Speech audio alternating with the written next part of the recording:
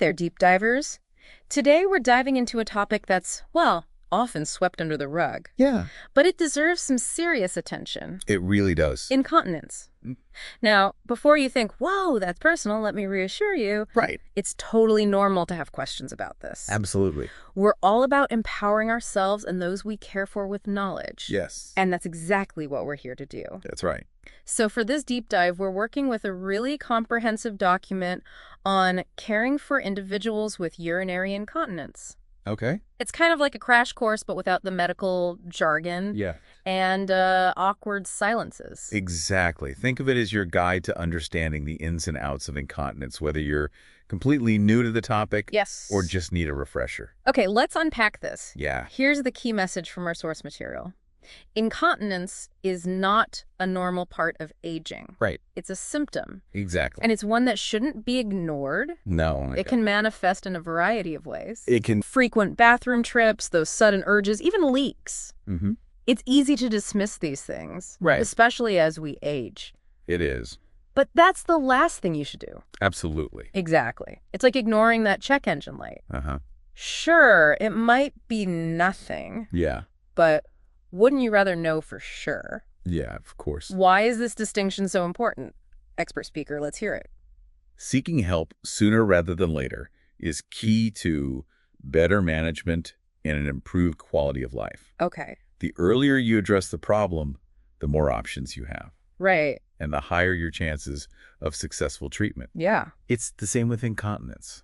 That makes total sense. Yeah. And here's where things get really interesting, Okay. because it turns out Yeah. there are different types of incontinence. Different types. Who knew, right? It's one of those things that seems obvious once you learn it, Yeah. but most people don't realize until they start looking into it. Exactly. Our source breaks it down really well. There's stress incontinence, which is pretty much what it sounds like. Urge incontinence.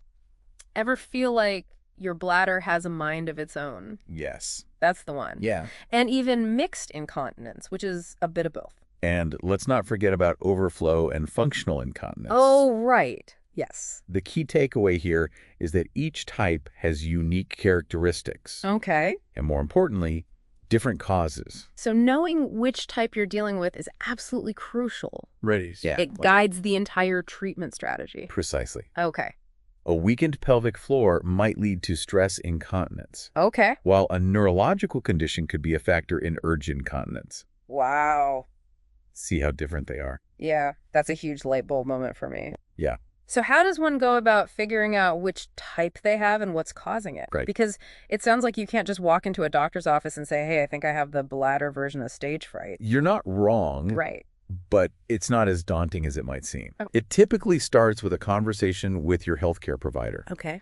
They'll ask about your symptoms, lifestyle, medical history, that kind of thing. Okay, so it's a thorough deep dive, but manageable. Exactly. Okay.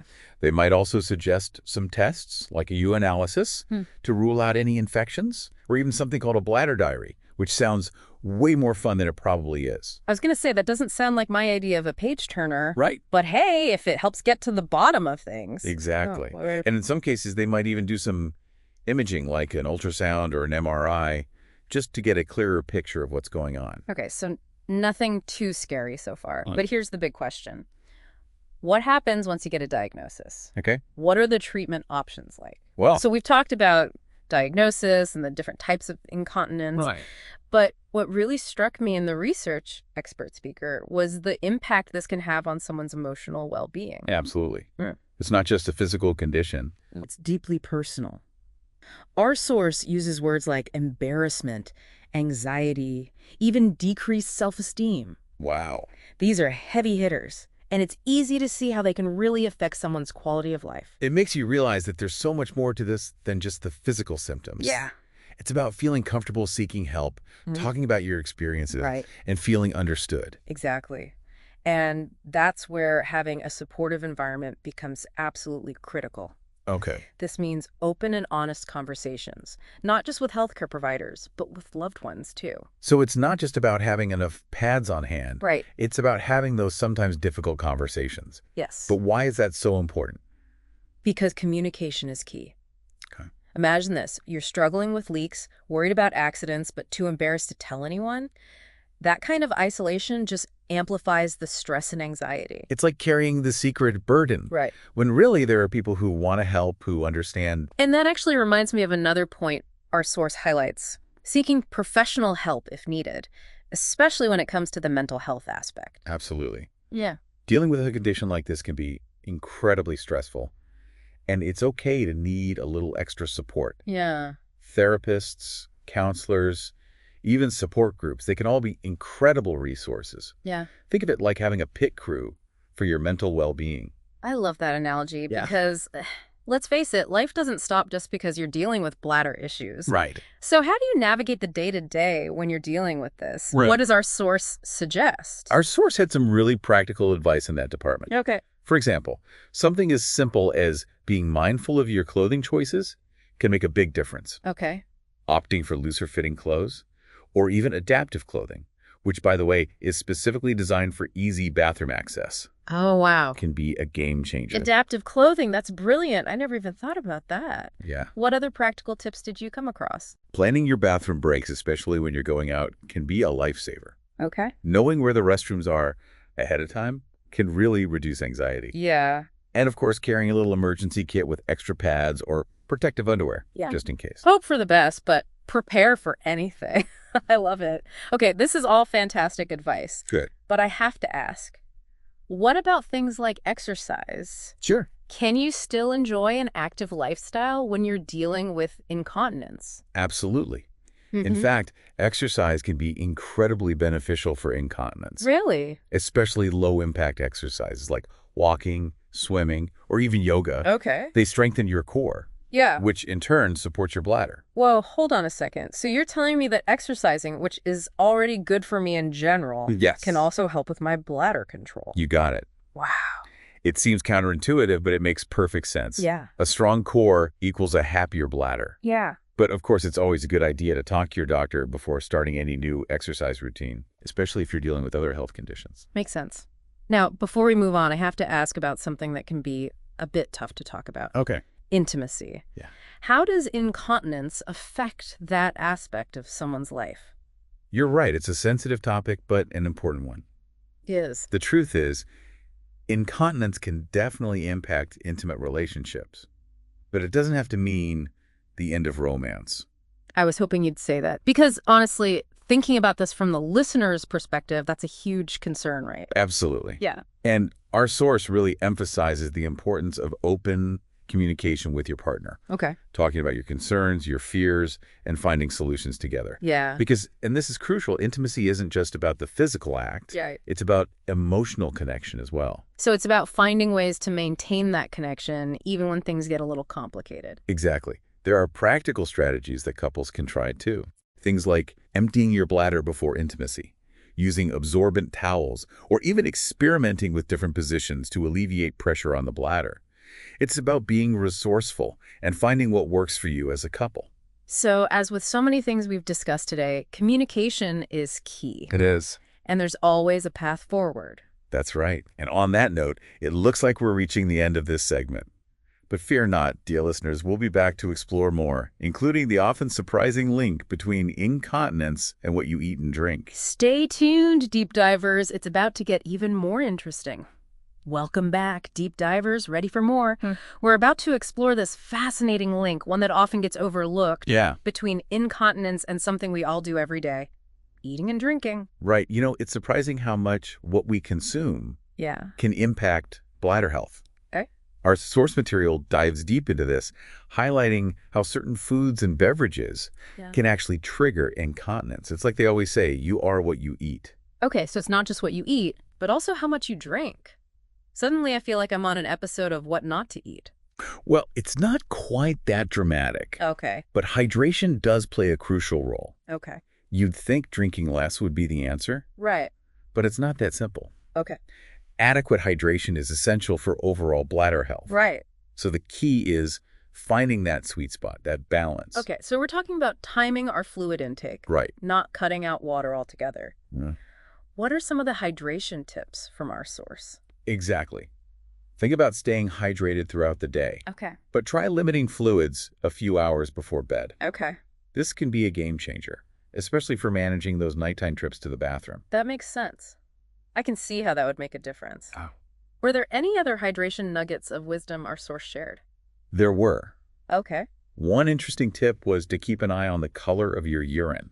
Okay. Light yellow usually means you're well hydrated. Yeah. But if it's darker, like apple juice, that's your body's way of saying, hey, I need more water. You know, I never thought about it that way. Right. But it's so simple. Yeah. And it makes perfect sense. Our bodies are practically walking water bottles. Yeah. Okay, so we've covered the hydration station. What about those foods that might be secretly sabotaging our bladder? Right. The usual suspects are often caffeine and alcohol. Mm-hmm. They can really irritate the bladder Right. and make those urges harder to control. Yeah. And then there are the carbonated drinks, acidic beverages, spicy foods. Those can be culprits too. Yeah. Even highly processed foods can contribute to the problem. So basically anything that sends me running to the bathroom after I eat it, I should probably be a little wary of. You're catching on. It's all about identifying those personal triggers. Right. What sends one person running to the bathroom Right. might not faze another. Right.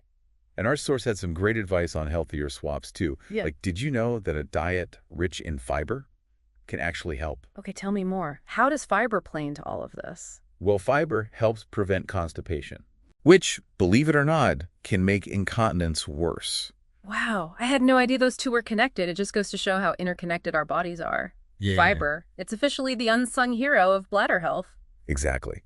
And remember, if you're serious about making dietary changes for incontinence, Right. talking to a dietitian or nutritionist can be incredibly helpful. Yeah. They can create a personalized plan that works for you. Great advice. We've talked about diet and hydration. What about exercise? Does our source have anything to say about that? Absolutely. Yeah. The source really highlighted the importance of staying active, Okay. not just for our general well-being, Yeah. but specifically for incontinence. All right, so if you're dealing with bladder issues, hitting the gym is actually a good idea. That seems a little counterintuitive. It does, right? Yeah. But regular exercise, even just walking, can strengthen those pelvic floor muscles that are crucial for bladder control. Okay. Think of it like a workout for your bladder. A workout for your bladder. Okay, Yeah. I can get behind that. This highlights a really important point. It's so easy to think, oh, I'm dealing with this sensitive issue. I should probably just lay low and avoid anything that might make it worse. Right. But in reality, staying active can be a huge part of the solution. You hit the nail on the head. And our source backs that up completely. This has been such an insightful deep dive. We've covered so much ground, Yeah. understanding the types of incontinence, the emotional aspect, treatment options, diet, hydration, exercise. The list goes on. It does. But before we wrap things up, expert speaker, was there one final thought-provoking nugget from our source that you think listeners should ponder? You know, one thing that really stuck with me was the mention of medication. Okay. It turns out that some medications, even ones prescribed for completely unrelated conditions, Yeah. can actually contribute to incontinence. Wow, really? So something you're taking for one issue Yeah, could potentially be triggering another. exactly. It's a good reminder to stay informed and have open conversations with your doctor about any medications you're taking, especially if you're experiencing incontinence. That's a powerful observation. It makes you realize that sometimes the answer is hiding in plain sight. And it's a great reminder to always keep asking questions and advocate for our health. This has been an incredible deep dive, expert speaker. Thank you for walking us through this often misunderstood topic with such clarity and compassion. It's been my pleasure. And remember, listeners, you're not alone in this. There is help available, and knowledge is power. Couldn't have said it better myself. To all our deep divers out there, thank you for joining us on this journey. Until next time, keep exploring, keep learning, and keep diving deep.